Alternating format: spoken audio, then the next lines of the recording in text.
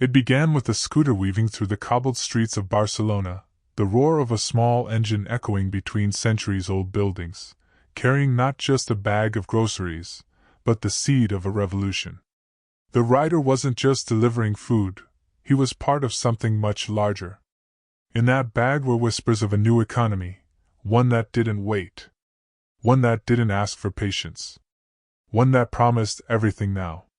This was the beginning of Glovo, a European upstart determined to redefine convenience in a continent known more for its long lunches and old-world pace than for breakneck delivery times. Back in 2015, Europe was a patchwork of traditions and fragmented logistics. While American giants like Uber Eats and DoorDash were beginning their assault on urban appetites across the Atlantic, the old continent remained unconquered, especially in the southern regions where infrastructure was outdated, regulations were thick, and local habits resistant to change. But in that apparent chaos, two Spaniards, Oscar Pierre and Sasha Michaud, saw something different, an opportunity to build a company that could thrive where others hesitated. Glovo wasn't just going to be about food. It was about anything. Groceries. Medicine. Keys you forgot at home. Glovo would promise to get it to you. Now. Oscar, just 22 years old at the time and fresh out of university, had the restlessness of youth and the vision of someone who didn't believe in limits. Sasha, older and more experienced, brought a counterbalance, a pragmatic anchor to Oscar's ambition. They met through a mutual contact and clicked immediately. Together, they would go on to co-found what would become one of Europe's most intriguing startup stories, a delivery company born in a crowded market, yet somehow managing to stand out by betting on being fast, broad, and local all at once. The early days were gritty. Their office was barely more than a cramped room with exposed brick and worn-out chairs. They couldn't afford premium software or fancy analytics tools, so much of the tracking was done manually. Riders were recruited off the streets, sometimes literally. Many were students looking for quick cash or immigrants with limited options. Glovo, like most gig economy startups, promised freedom and flexibility, but it also meant long hours, uncertain pay, and little safety net. From the start, the ethical tightrope was there, looming in the background. Still, the model showed potential. In a market like Spain, where unemployment was high among youth and people lived close to city centers, a delivery startup that could move fast and adapt quickly had legs. By late 2015, Glovo had raised a modest seed round and begun testing operations beyond Barcelona. Madrid was next. Then Valencia. The company was running on ambition, adrenaline, and the caffeine of sleepless founders. But cracks were forming. The logistics were chaotic. Orders got lost. Riders quit without notice. The app crashed during dinner rushes. One especially bad week, they had to refund nearly every order due to technical failures. Investors were nervous. Competitors were circling. The founders knew they had to fix the tech, and fast. So they hired their first CTO and rebuilt the back-end systems, pushing updates weekly, sometimes nightly, just to stay ahead of collapse. Then came the real test, international expansion. While competitors like Deliveroo focused on one country at a time, Glovo wanted to go wide and fast. In 2016, they launched in Italy. Then France. Then Latin America. Each city brought new headaches, different regulations, new languages, cultural barriers, payment systems, local rivals. But each one also validated the thesis. People everywhere wanted things delivered. And they wanted them now. The pressure to grow was immense. Venture capital was pouring into the delivery space, and the market was consolidating. Giants like Uber Eats were swallowing smaller players whole. Amazon was experimenting with groceries. Glovo couldn't just survive, it had to scale or die. So Oscar made a decision that would define the next chapter. Glovo would become a super app for Europe. Not just food. Not just parcels. Everything. Anything. That pivot, that bold swing, would catapult Glovo into new heights, but also bring it dangerously close to the edge. Behind every delivery was a hidden cost. Riders working without insurance. Cities pushing back on gig labor. Investors demanding hypergrowth. And yet, in the eyes of customers, the yellow backpacks kept appearing, like clockwork, on scooters and bikes and mopeds across the continent. Glovo was becoming part of the urban fabric. By 2018, Glovo had raised over $100 million and was live in more than 20 cities across Europe and Latin America. It was no longer a scrappy Barcelona startup. It was a contender. But behind the scenes, tensions were growing, between growth and ethics, between speed and sustainability. Oscar and Sasha were beginning to feel the weight of what they had built. They had dreamed of changing the way people access goods. But were they changing the lives of their workers for better or worse? That question would haunt them in the years to come, as lawsuits, protests, and press exposés followed. Still, they pushed forward.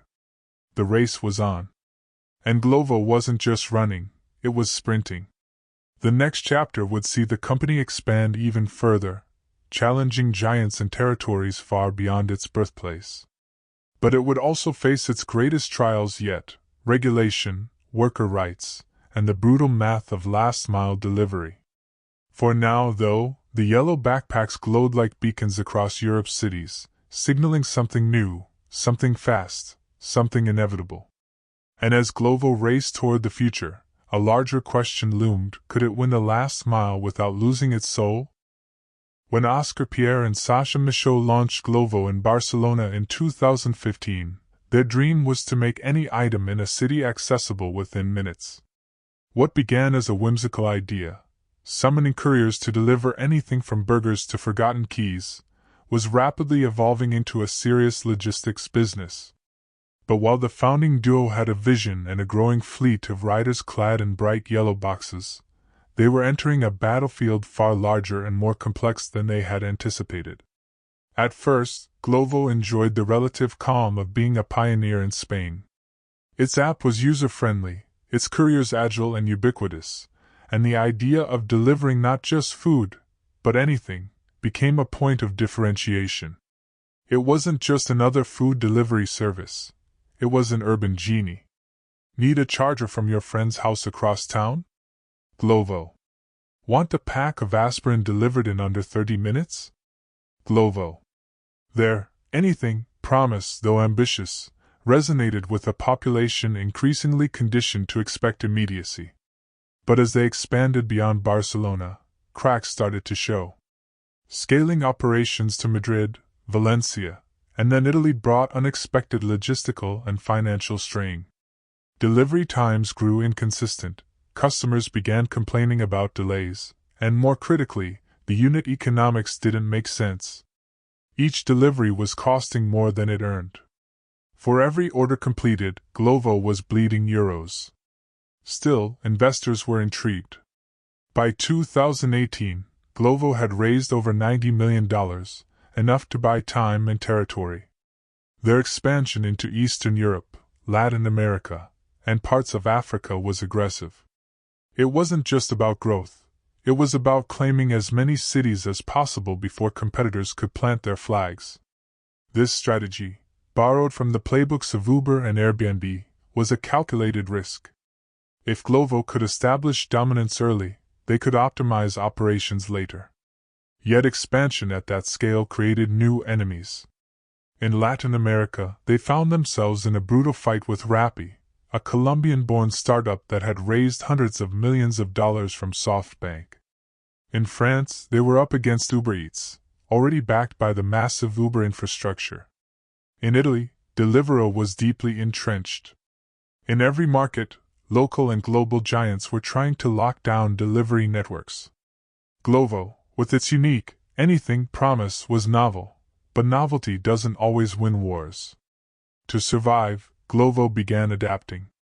In some cities, they focused purely on food delivery, abandoning the anything mission to streamline costs. In others, they launched dark stores, mini warehouses strategically placed to fulfill grocery orders in under 15 minutes.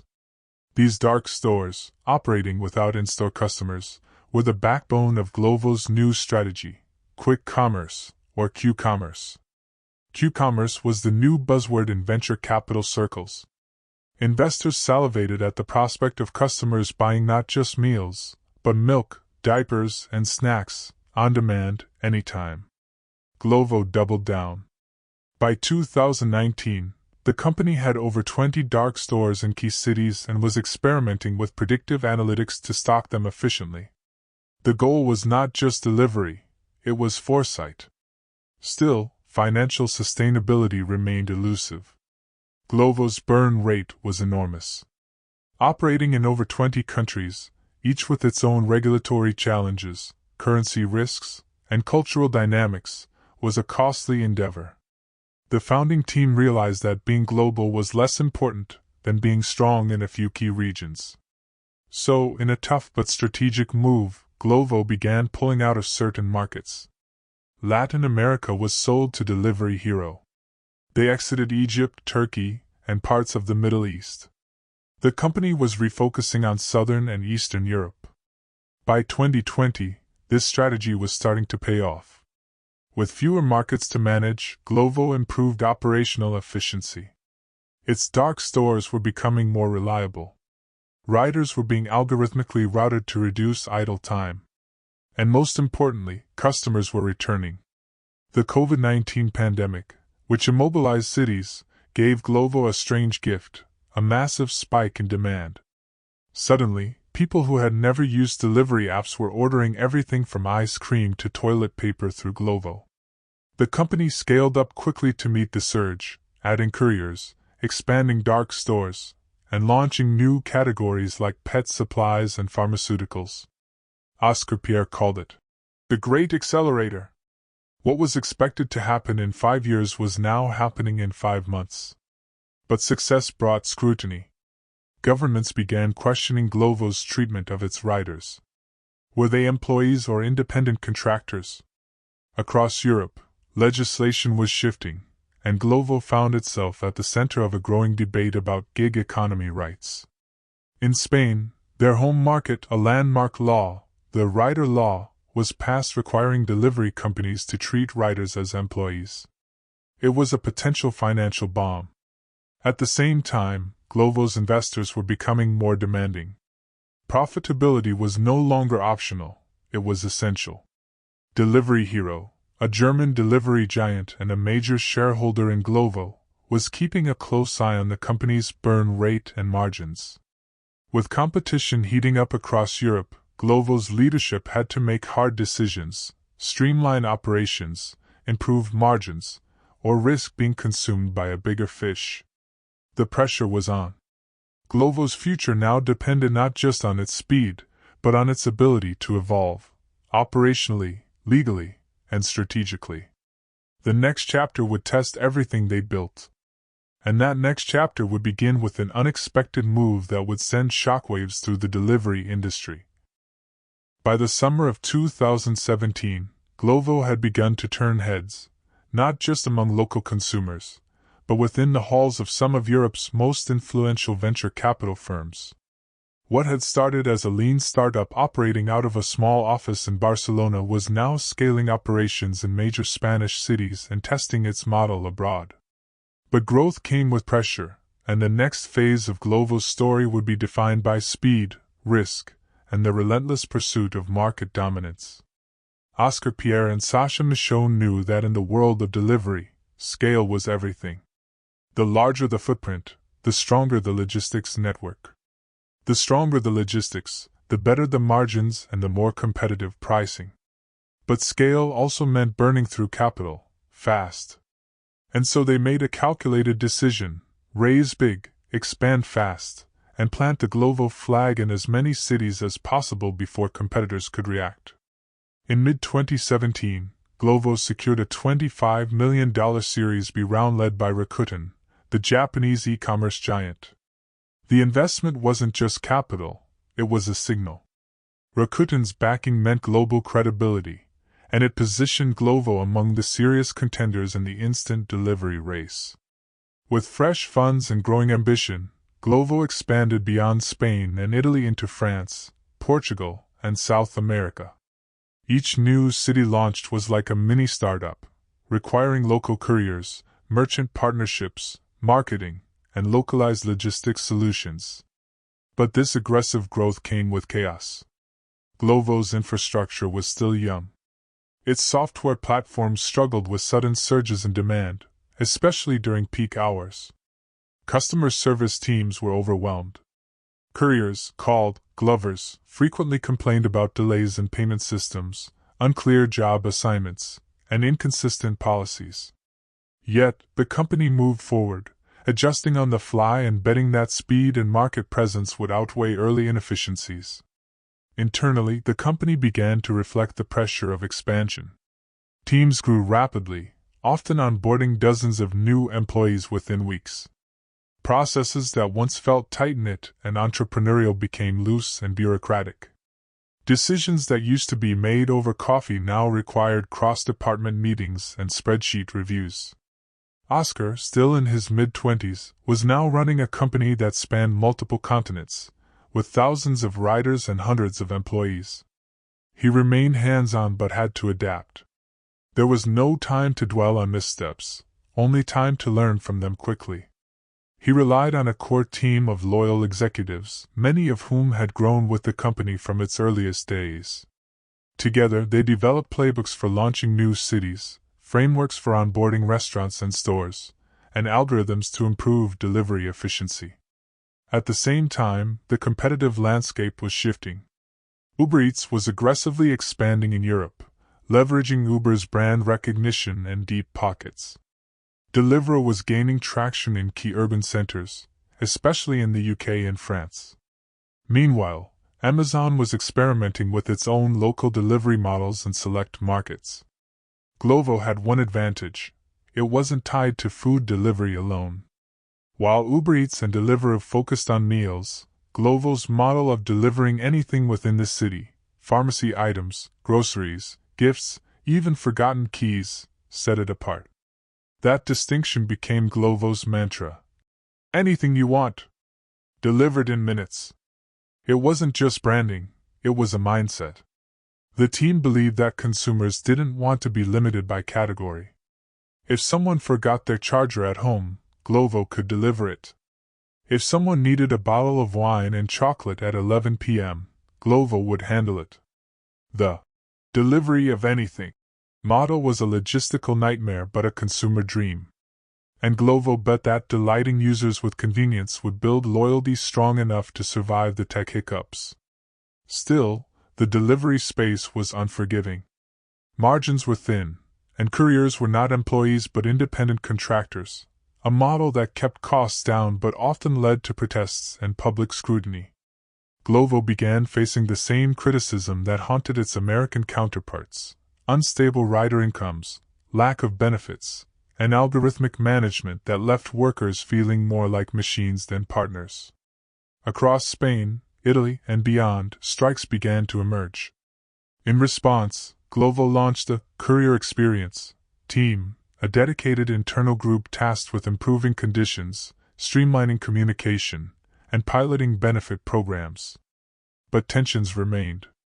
It was a delicate balance, growing a high-speed operation while maintaining goodwill with a workforce that wasn't technically on the payroll. By late 2018, Glovo had entered more than 20 countries. Expansion into Eastern Europe and Latin America brought new opportunities and challenges. Cities like Bucharest, Lima, and Nairobi proved surprisingly receptive. In many of these regions, Glovo was the first player on the ground. That first-mover advantage allowed them to build relationships with local merchants and shape consumer behavior before competitors arrived. Oscar and his leadership team often described this phase as organized chaos. They lived in hotels, slept on flights, and scheduled product sprints between time zones. But they also saw signs of magic: a family in Casablanca receiving medicine through Glovo for the first time, a bakery in Warsaw doubling its income thanks to online orders, or a student in Kiev sending forgotten books to her dorm with just a tap on her phone. These stories reminded the team why they were pushing so hard. This wasn't just a delivery app. It was infrastructure. A new kind of utility. If Glovo could become the layer that connected local supply to local demand, in real time, it would not only survive the competition, it could redefine how cities functioned. But that vision required more fuel. By early 2019, Glovo was preparing for its next fundraising round, a war chest that would enable deeper tech development, more hiring, and an even faster expansion into frontier markets. The company was on the edge of something massive. But so were its competitors.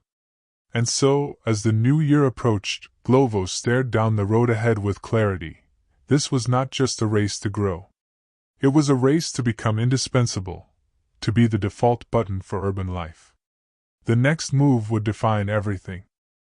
By early 2017, Glovo was no longer just a bold experiment out of Barcelona. It was a full-blown startup racing through its adolescent phase at breakneck speed. With operations humming in several Spanish cities and early traction in Italy, Glovo had proven the model worked. Users wanted things now. Restaurants wanted extra orders. Couriers, known as Glovers, were increasingly seeing the platform as a viable side gig or even full-time hustle.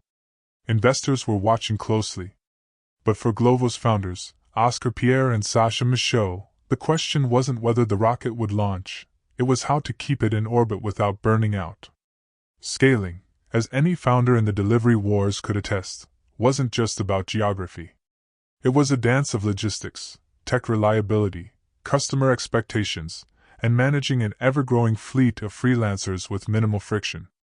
Glovo's approach to scaling had been intentionally scrappy in its early stages. Hack the launch, ride the buzz, fix the engine mid-flight. But now, with venture capital starting to pile in and competitors sharpening their blades, the founders realized something else. In the on-demand economy, success is measured in minutes and milliseconds, not quarters and years. The first major expansion beyond Spain came in the form of a calculated move into Italy. Milan, with its cosmopolitan energy, food delivery culture, and dense urban design, seemed ideal. Yet even there, Oscar found himself pacing the streets in the rain, trying to convince restaurants to sign up. At one point, in true guerrilla fashion, Glovo's small Milan team printed leaflets with food emojis and QR codes and slipped them into pizza boxes, hoping curious diners would try their service. It worked. Slowly but surely, a new user base emerged. Behind the scenes, Glovo's product team was racing to keep up.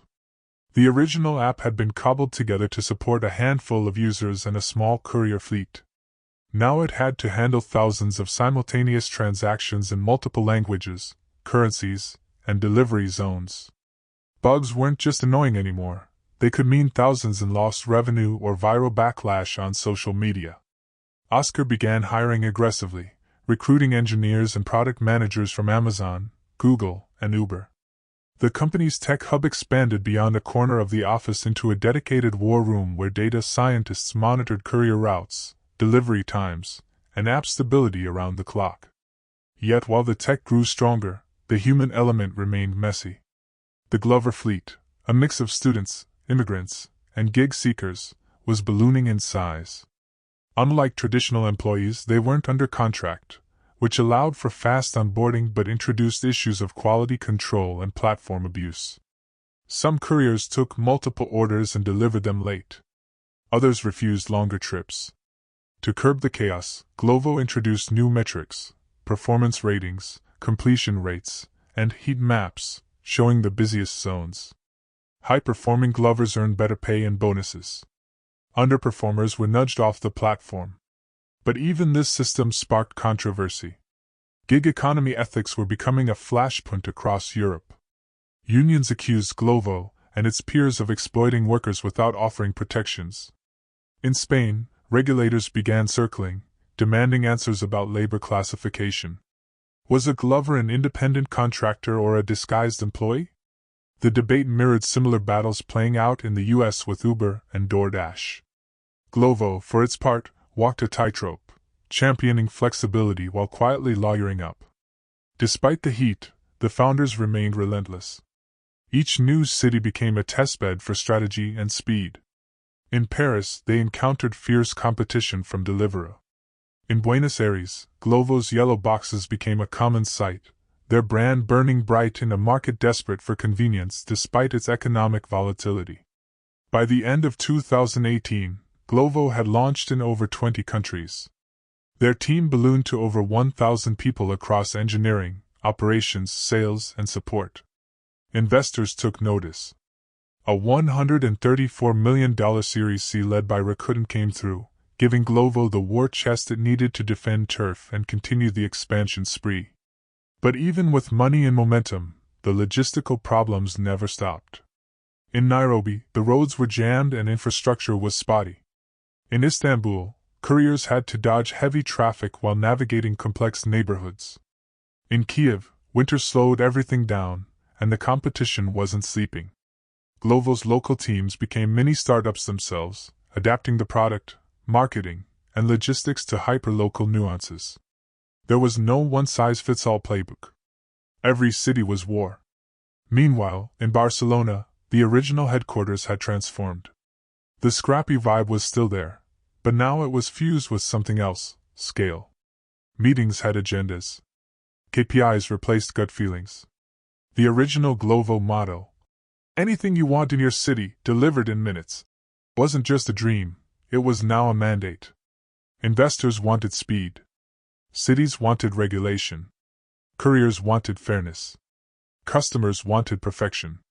To fuel further growth, Oscar pushed for one of Glovo's most ambitious features yet: dark stores. These were mini warehouses scattered throughout cities, stocked with essentials, groceries, medicine, electronics, allowing Glovo to control the delivery chain end-to-end. It was the Amazon Prime Now model adapted for Europe, and it meant one thing: faster delivery.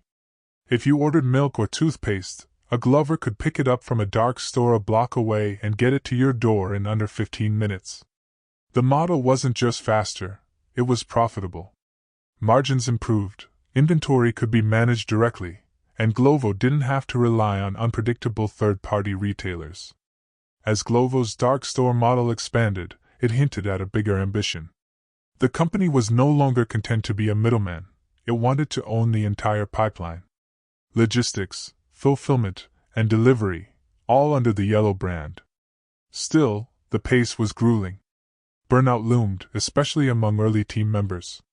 The stress of international launches, legal pressures, and operational failures mounted. But every setback only seemed to make Oscar hungrier. He often told the team, "We're not building an app. We're building the infrastructure of urban life." And with that mantra, Glovo stormed into 2019, battle-tested, capitalized, and with a vision sharper than ever. But even as Glovo celebrated its expanding empire, trouble was brewing on multiple fronts. Competitors were circling, regulators were sharpening their tools, and internally, the pressure to sustain hypergrowth without losing the company's soul was becoming harder to ignore. What came next would test Glovo like never before. The year was 2018, and Glovo was no longer just a hopeful upstart in the delivery space. It had become a serious contender.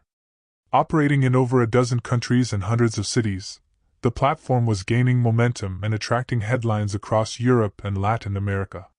But the world of instant delivery was rapidly evolving, and Glovo was stepping into the most competitive and dangerous phase of its journey: the battle for global scale. As the company eyed further international expansion, the competition was heating up from every direction. Uber Eats had rapidly expanded its footprint beyond the United States. Deliveroo was doubling down in Europe with massive funding rounds, and local champions in various regions, like Rappi in Latin America and Zomato in India, were aggressively consolidating their positions. But Glovo, unlike many of its peers, wasn't aiming to be a food delivery company. From the very beginning, their pitch had been different. Oscar Pierre's founding vision had always included a bigger ambition: to become the everything app. Not just food, but groceries, pharmaceuticals, pet food, laundry, anything that a user might need, delivered within 30 minutes or less. It was a moonshot that would require not just scale, but logistics mastery and operational excellence. To achieve this vision, Glovo began investing heavily into what it called dark stores, small, hyperlocal warehouses packed with high-demand items and optimized for lightning-fast picking and delivery. These weren't visible to customers in the traditional sense, but they were the heart of Glovo's new strategy. These dark stores gave Glovo an edge. They could fulfill grocery orders in 10 to 15 minutes in major urban areas, a huge step ahead of traditional supermarkets or even larger tech platforms. The bet on dark stores was a bold one. It required high upfront investment, local teams, and intense coordination with supply chain partners. But if it worked, it would set Glovo apart in the crowded delivery space. Unlike Uber Eats or Deliveroo, Glovo would own its own stock, control its margins better, and deliver a better experience. Yet with this shift came greater scrutiny and even sharper financial risk. Every new dark store required capital, and investors were growing cautious about the unit economics of on-demand services. Venture capitalists had begun asking tougher questions. How do you become profitable with 30-minute delivery windows? What's the long-term margin profile? How do you prevent burn when every order costs more than it earns? Oscar Pierre, along with co-founder Sasha Michaud and the executive team, knew the pressure was rising. But they also believed the window of opportunity wouldn't stay open forever. If Glovo didn't scale and claim key territories now, someone else would. So Glovo doubled down. It raised another $134 million in Series C funding from Rakuten and Amris, bringing its total funding to over $300 million. With that capital, it expanded to Kenya, Georgia, and Kazakhstan, pushing boundaries into regions many startups considered too difficult or unprofitable. The thinking was simple: go where others won't, dominate early, and build a local presence before global giants even notice. But expansion brought new operational headaches. In some countries, regulatory environments were hostile. In others, payment infrastructure was lacking, or roads were unreliable. In Nairobi, riders had to navigate through high traffic and poor mapping. In Lima, flooding often made deliveries impossible. Every city was its own challenge, requiring local adaptation and quick decision-making. At the same time, the gig economy, on which Glovo's model was built, was under fire across Europe. Cities like Barcelona, Glovo's home turf, began pushing for reforms to reclassify gig workers as employees. Labor unions raised concerns about rider safety, low pay, and lack of protections.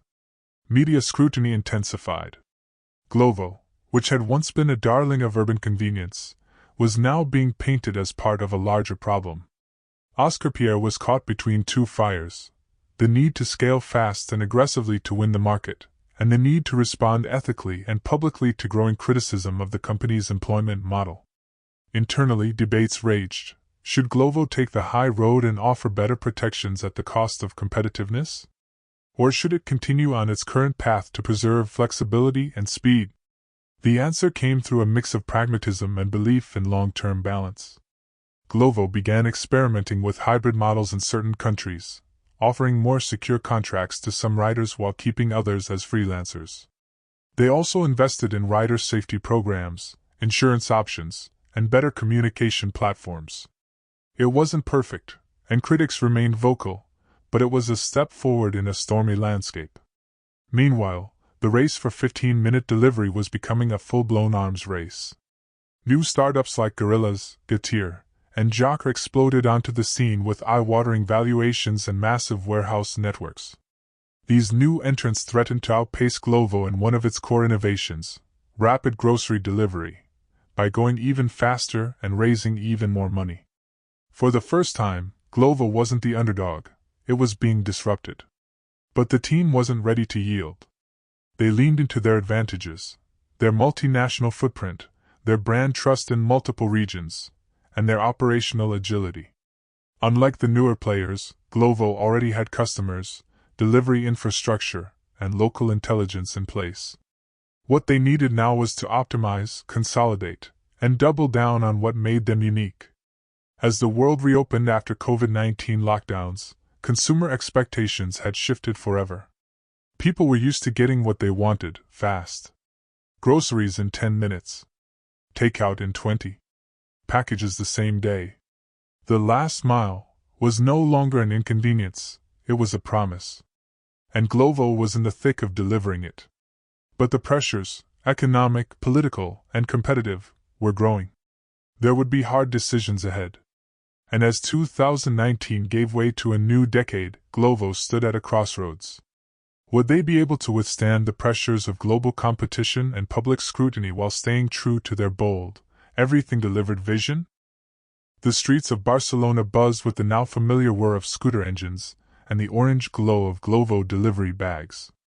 But outside Spain, the battle for last-mile supremacy was reaching a fever pitch. By 2020, Glovo had planted its flag in over 20 countries, from Kenya to Georgia to the Dominican Republic. It was no longer just a food delivery app. It was a logistics powerhouse in disguise, promising to bring anything to your doorstep within minutes. However, that promise was growing more expensive to keep.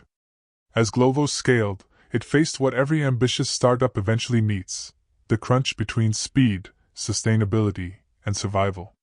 The pandemic had turbocharged consumer demand, with millions trapped at home and ordering everything from sushi to hand sanitizer. Glovo's volume surged, but so did its burn rate. While revenues climbed, so too did the costs of operations, delivery rider insurance, customer support, and last-minute logistics.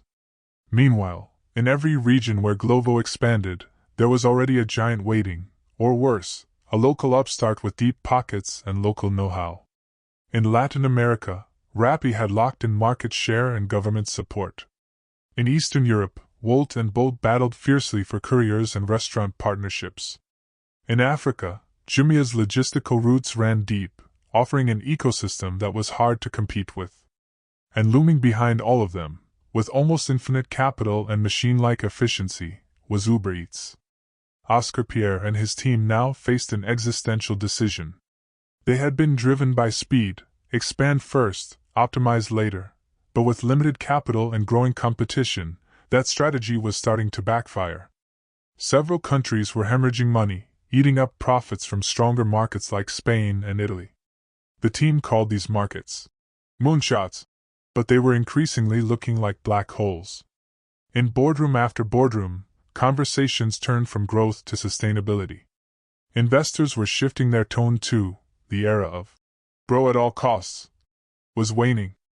It was now about margins, efficiency, profitability. Glovo's leadership had to wrestle with its identity. Could it continue to be the company that delivered anything in 30 minutes, or did it need to narrow its vision to survive?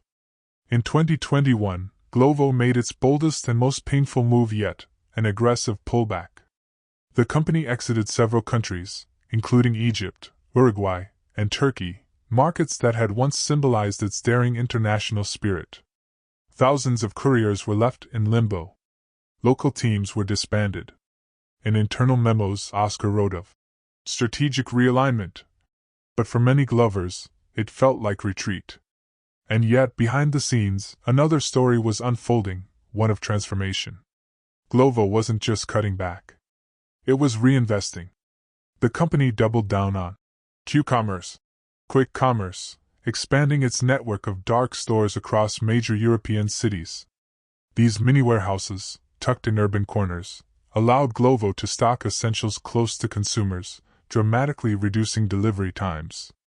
Suddenly, Glovo wasn't just a delivery app. It was a micro-distribution network, reshaping urban retail. It also began integrating deeper with restaurants and grocery chains, offering not just delivery but tech infrastructure, analytics, and marketing support. Instead of being just a last-mile solution, Glovo was becoming a partner in growth, a silent engine behind thousands of small businesses. Yet, none of this innovation came without controversy. In Spain and elsewhere, gig economy laws were shifting fast. Governments pressured platforms to offer better protections for riders. Glovo faced lawsuits, protests, and new regulations that threatened its unit economics. Every decision, whether to classify riders as freelancers or employees, whether to expand or exit a market, now carried legal, moral, and financial weight. Inside Glovo HQ, the culture was evolving.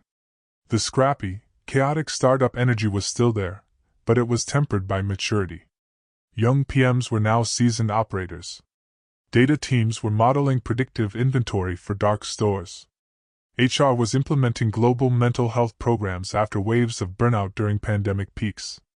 And Oscar, still only in his early 30s, was growing into a different kind of leader, less the renegade founder, more the strategic CEO. What emerged from this crucible was a new Glovo, less flashy, more focused. It was no longer trying to be everywhere, for everyone. Instead, it chose depth over breadth, targeting profitability in core markets like Spain, Italy, and Poland, and scaling only where there was a clear path to sustainable leadership. But while the company stabilized, the landscape around it kept shifting.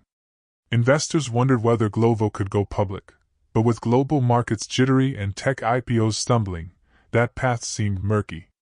The alternative? Partnership. Acquisition. Survival through strength in numbers. And someone was already watching closely. A giant. A competitor. A potential partner. By the end of 2021, the next chapter was writing itself, one that would blur the line between independence and evolution, between growth and integration. Glovo was about to make its biggest delivery yet, not to a customer, but to its own future.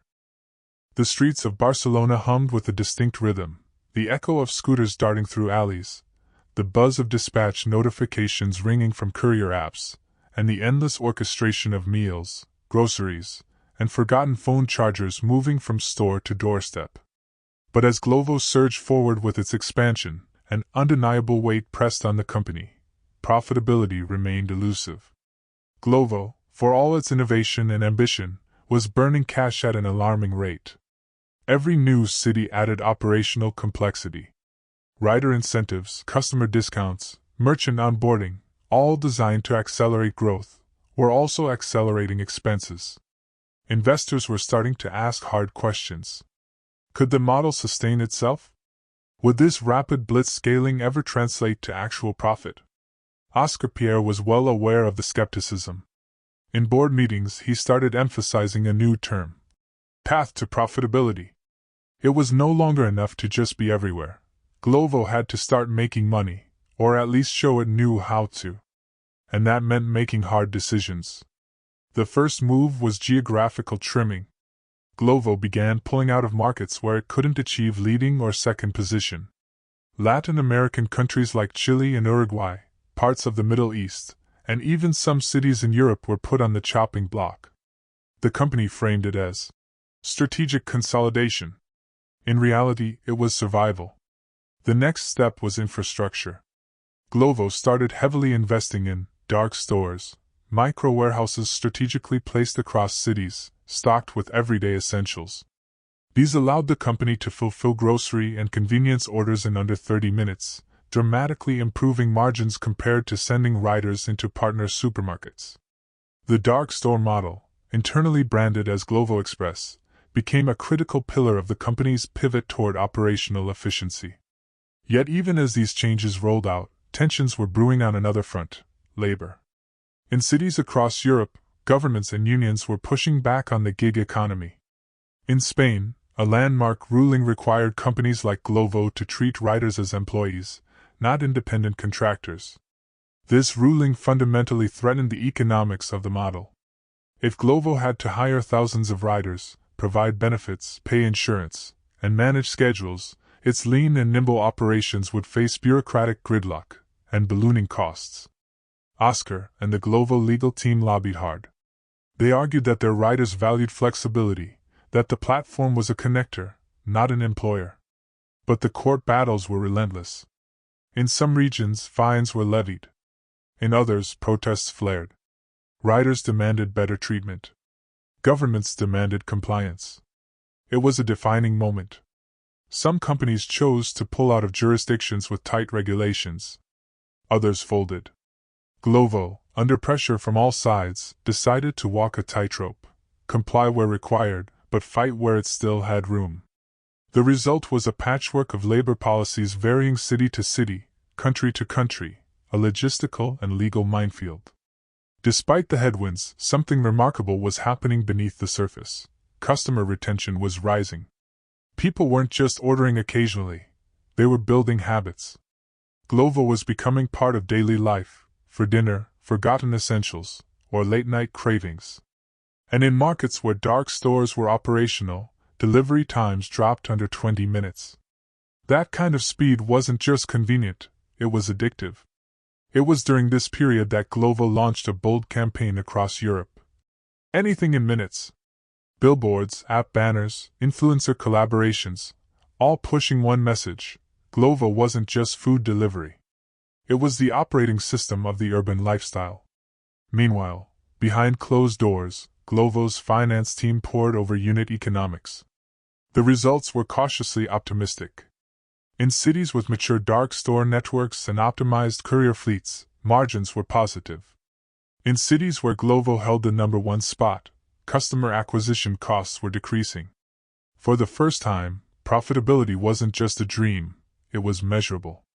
But there was one more challenge on the horizon. A giant. A juggernaut. One that had already devoured competitors in every market it entered. And it had just turned its eyes on Southern Europe. In the late summer of 2020, as cities slowly emerged from pandemic lockdowns, Glovo found itself at a crossroads. On one hand, the company had weathered the storm better than many. The global crisis had dramatically accelerated the demand for delivery services, and Glovo, with its agile infrastructure, reaped the benefits. Orders surged. User registrations hit record highs. But with growth came exposure, and with exposure came scrutiny. Investors had taken note. New funding offers began appearing, not just from European venture firms, but from global players eager to grab a share in the last-mile delivery gold rush. It was clear that Glovo was no longer just a scrappy Barcelona startup. It had become a key player in a global movement toward convenience and immediacy. And yet, for co-founder Oscar Pierre, this success was a double-edged sword. With scale came decisions that could shift the company's DNA. One of those decisions came in the form of automation. Glovo's competitors, Uber Eats, DoorDash, and even Amazon, were investing heavily in AI logistics, predictive algorithms, and autonomous delivery systems. Oscar knew that if Glovo wanted to remain competitive, they needed to build not just for today, but for 5 years ahead. The company quietly launched G Labs, an internal innovation division focused on optimizing courier routes, predicting high-demand zones, and testing smart delivery lockers across Barcelona and Madrid. But innovation wasn't limited to tech. Glovo also began expanding into Q-commerce, quick commerce, a concept that promised delivery of essentials in under 30 minutes. They partnered with local supermarkets, built dark stores, urban micro-warehouses, and tested lightning-speed delivery of everything from fresh produce to pet food. The idea was bold. If Glovo could own the instant delivery space, it would no longer be compared to competitors. It would redefine the entire market. However, this rapid growth brought new friction. As dark stores popped up in residential neighborhoods, so did complaints. City councils questioned the legality of using residential zones for warehousing. Neighbors worried about noise, pollution, and traffic. For the first time, Glovo had to defend not just its service, but its very presence in communities it served. The public relations team scrambled. They emphasized that dark stores reduced traffic congestion compared to traditional retail logistics. They highlighted jobs created in local communities. They invited journalists to tour the facilities, showcasing their safety standards and employment conditions. It helped somewhat, but the backlash hinted at a deeper truth. The future of convenience might conflict with the character of local neighborhoods. Meanwhile, internally, the company faced another challenge: retaining talent. As big tech giants expanded their remote workforces, they began poaching Glovo's top engineers with offers that were difficult to refuse. Oscar responded by doubling down on company culture, reinforcing Glovo's mission of building something meaningful in Europe, by Europeans. He encouraged local ownership and pushed for internal growth, even as external pressures mounted. By late 2020, Glovo's footprint spanned across more than 20 countries. Yet the company made a strategic decision to pull out of several Latin American markets. The move was controversial. Critics saw it as a retreat, a signal of weakness. But Oscar framed it differently. "We're not here to win everywhere," he told his board. "We're here to win where we can lead, sustainably and responsibly." That philosophy would shape Glovo's next big pivot, owning hyperlocal ecosystems. Instead of racing to dominate every country, the company began strengthening its position in cities where it already had traction. They improved partnerships with local restaurants, expanded courier training programs, and integrated with municipal services, offering delivery of government documents and even prescription medicine. Glovo was no longer just delivering food. It was delivering relevance. And as 2021 dawned, with uncertainty still looming and the tech world watching, Glovo found itself not merely surviving but evolving, reshaping the very idea of what delivery could mean in the modern city. The calm before the storm didn't last long. As Glovo's cheerful yellow backpacks became part of the urban rhythm in dozens of cities, the juggernaut stirred. Uber Eats, DoorDash, and Deliveroo were not merely watching, they were preparing for battle. These were not just competitors, they were empires. Each had a war chest lined with billions, polished operational frameworks, and algorithms sharpened by years of data. In the spring of 2020, the first direct shots were fired. Uber Eats announced aggressive expansion in Eastern Europe, slashing delivery fees, poaching couriers with promises of better commissions, and flooding local markets with ads. Glovo's leadership, gathered in a tight room in Barcelona, stared at the heat map of overlapping territories turning redder each day. Oscar Pierre didn't flinch. "They have more money," he admitted, "but we have more heart. We know these streets better." He wasn't wrong. Glovo's secret weapon was its hyperlocal knowledge and flexibility. While the giants operated like aircraft carriers, Glovo moved like a speedboat, turning, testing, adapting. In Bucharest, it partnered with mom-and-pop shops long ignored by the bigger platforms. In Kiev, it launched grocery delivery from underground bunkers during bomb threats, earning loyalty that no global chain could replicate. In cities like Nairobi and Casablanca, it built custom logistics networks where no Western service dared to enter. But the real showdown came in Berlin, a battleground of symbolic and strategic importance. DoorDash had just acquired a European startup to get a foothold. Uber Eats was heavily discounting deliveries, operating at a loss just to gain market share. Glovo, backed by delivery hero, launched Glovo Prime, a subscription model offering unlimited free deliveries for a flat monthly fee. The results stunned analysts. Within 6 months, Glovo had the highest brand recognition in Berlin's downtown core. Even the food delivery influencers, a niche group with surprisingly strong sway, began to endorse Glovo for its user-friendly interface and commitment to local eateries. But it wasn't all wins. In Poland, Glovo lost ground to Uber. In Paris, Deliveroo's branding campaign drowned Glovo's voice. Every gain came with a price, and internally, the pressure was mounting. Long hours, employee burnout, rising customer expectations, the startup was maturing into a full-scale tech company, with all the growing pains that came with it. One day, during a strategy retreat in a villa outside Madrid, a young operations manager quietly raised a hand and asked, "Are we still the underdog, or are we becoming one of them?" Silence fell. Oscar walked to the whiteboard and wrote, "Underdog mindset. Always." Underlining it twice, he turned back to the team. "We may be growing, but we don't have the luxury of slowing down. This isn't just about food or speed, it's about trust. We don't need to be the biggest. We need to be the most loved." That ethos echoed across Slack channels and into strategy decks. The clash with the Titans wasn't over, but Glovo had made something clear: it wouldn't be swallowed, it wouldn't be bullied, and it would fight not only for survival but for something deeper, a more personal, community-based model of delivery. By the end of 2021, Glovo was no longer seen as a regional curiosity but as a legitimate contender in the global last-mile race. And the war? It was far from over. ChatGPT. The warehouse lights buzzed with fluorescent intensity. Workers darted between shelves, packing bags with groceries, electronics, and late-night snacks. This wasn't just another dark store.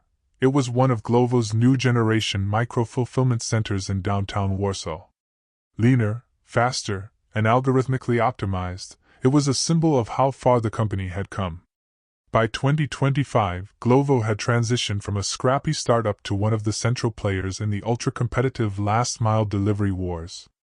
Its logo, a simple yellow bag, had become familiar in alleyways and boulevards across southern and eastern Europe, North Africa, and parts of Latin America. What began as a dream in Barcelona had evolved into a complex, hybrid operation, part tech company, part logistics empire, part cultural touchstone. But with growth came a new wave of challenges. In cities like Nairobi and Casablanca, Glovo faced mounting scrutiny over working conditions for riders. Governments began demanding better labor protections, minimum pay thresholds, and union recognition. The company's previous strategy of rapid expansion through regulatory gray zones was no longer viable. At the same time, in mature markets like Spain and Italy, Glovo had to shift from land grab tactics to sustainable profitability. Its logistics AI had improved, predicting customer behavior down to the minute, but rising labor and fuel costs tested even the best forecasting models. Glovo Labs, its innovation wing, launched experiments with autonomous delivery bots and reusable packaging loops, seeking not just to cut costs but to stay ahead in a climate-conscious Europe. Meanwhile, global behemoths circled. Amazon's expansion into 15-minute groceries in Western Europe. Uber Eats bundling deliveries with local pharmacy chains. Getir launching aggressive loyalty discounts in overlapping markets. And yet, Glovo survived, not by being the biggest, but by being the fastest to adapt. One of its savviest moves came in 2026 when it launched Glovo Zero, a sustainability program promising carbon-neutral deliveries in select cities. It wasn't perfect. Critics argued the offset methods were vague, but it signaled a new chapter. Glovo was now playing for legacy, not just scale. Internally, the company had matured. CEO Oscar Pierre stepped back into an executive chairman role, bringing in a new generation of leadership with experience balancing profitability and ethics. Company culture, once proudly chaotic, became more structured, even data-driven. Rider councils were established, not just for optics, but to give actual feedback loops from the street to the boardroom. Still, the heartbeat of the company remained the same: urgency. Every new city launch, every new vertical, from pet food to prescription refills, carried that same scrappy DNA. Riders weaving through traffic with yellow boxes. The signature ping of an order accepted. The race wasn't over, but Glovo had proven it could not only run, it could endure. Conclusion: Glovo's story isn't just about fast deliveries or conquering new markets. It's about resilience, reinvention, and redefining what it means to build a global tech company from outside Silicon Valley. In the race for instant delivery, many players came and went. Glovo stayed in the game, because while others raced to win, Glovo raced to last.